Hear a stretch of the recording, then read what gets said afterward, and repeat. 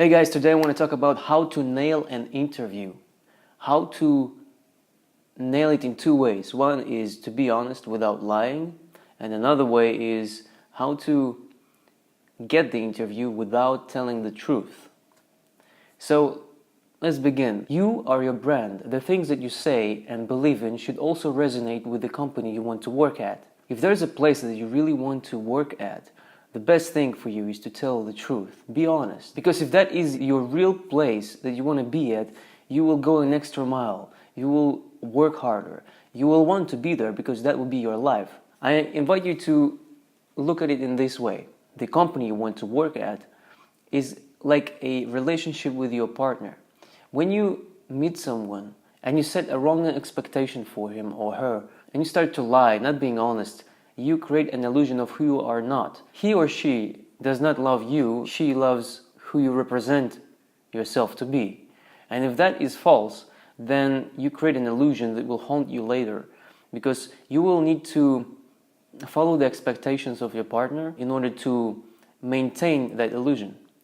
And the longer it goes, the harder it gets. Let me provide a visual example for you so it will be clear to understand. Let's say you are an artist. You are a creative person, you like freedom, but you need money at this point. There is a job, a company that you're going to apply for in order to get the money. You know what they're looking for. They need a strict, organized person who works from 9 to 5 or even more. In order for you to get the job in the company, you follow their expectations and requirements, and you get the job. But from now on, you have to follow the rules and achieve their dreams that does not resonate with you. So you suffer being someone you are not for something that you need. Throughout the years, you rise in ranks and earn more money working the job that you have nothing in common with. Therefore, it becomes harder for you to leave as you become completely dependent on your income. It enslaves you. You are not satisfied. You have got no environment to express your true self, your creative inner artist. Now it will require more courage to leave this job, as you will have to start all over again by losing your earned position and high income. I think you've got the point. The whole interview thing should not be really scary. It should be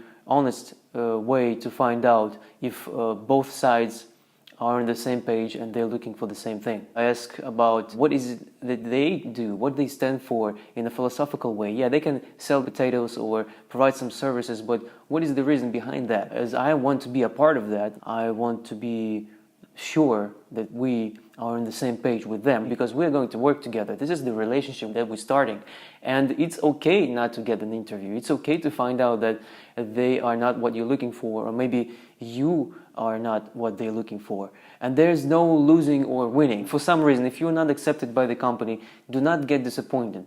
There's always a room to grow. There are reasons, ask why, and move on. It might be that your characteristics is not resonating with them, because maybe you are more than what they're looking for. You know, I will tell you my story.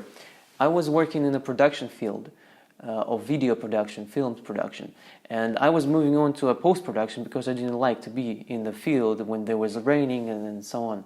So I did not have any CV or portfolio. I had to build that up, and I was going to the companies, having an interviews in order to start working in the post-production studios. And as a beginner, I was applying for the places as an assistant, like a producer assistant, maybe an office assistant and so on.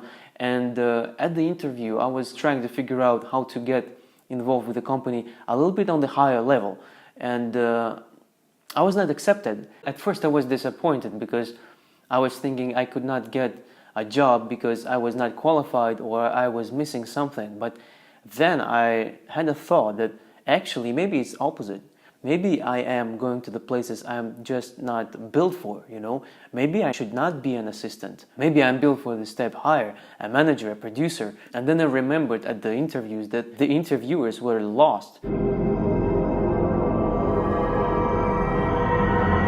when they were having a conversation with me, because they were looking for an assistant, a follower. But now I come there and I show them that I actually want more. I wanted to be involved with the production and company building. I wanted to be a partner of the producer, be next to them, but not under them. And that probably what made them confused, because I came for the wrong thing. Basically, I was asking for something they were not looking for. And that was my mistake. That was the main thing why I did not get any job. I was thinking of myself lower than I really am. So I thought, why would I be a producer for someone, for another person's idea, if I could just be a producer for myself? And that's how I get involved with freelancing, how I became my own boss in a way. So this is a good example how an interview can go wrong, because you are looking for one thing but they need another, and there's a confusion from both sides. So you don't get a job, but you learn about yourself. If you're honest and you listen to yourself and the world, you learn that you are something more than you're applying for. So don't be disappointed if you do not get the job. It's fine. It's okay. It's just not the right place for you. Knock on the other doors and you will get there eventually. But let's say you do need to lie, and because you need money, you need to survive. It doesn't matter which job you want to get. But lying is not the right way to think of getting the interview. The best thing is to think of how not to tell the truth without lying. Let me give you an example. Let's say at the interview you are asked, how do you see yourself in 5 years? Of course, you could tell them the truth. You could tell them that, well, I don't know, the 5 years is a long time. I don't really know what might happen. Anything might change, and I might change the job because I might find a better place and so on. They would not like that. Or it can be in this way. You can tell them, this is the company I want to be a part of. I will do my best in order to develop it, no matter what task I am given. So let's break it down. By telling them that you want to become a part of the company, you're not lying really, because there's so many companies you want to become a part of. That's just happened to be the one. But the reasons are different. You need to be in that company to earn money, but you don't tell them that. So the second part is that you will do your best in your best ability in order to develop this company. You see, each person's given best is measured by its own best. Your attitude itself is true. You're really gonna do your best, but your best might change in time.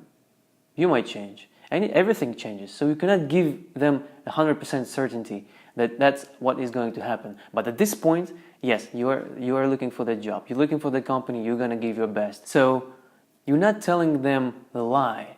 You give them what they want to hear, but in the form of not telling the truth.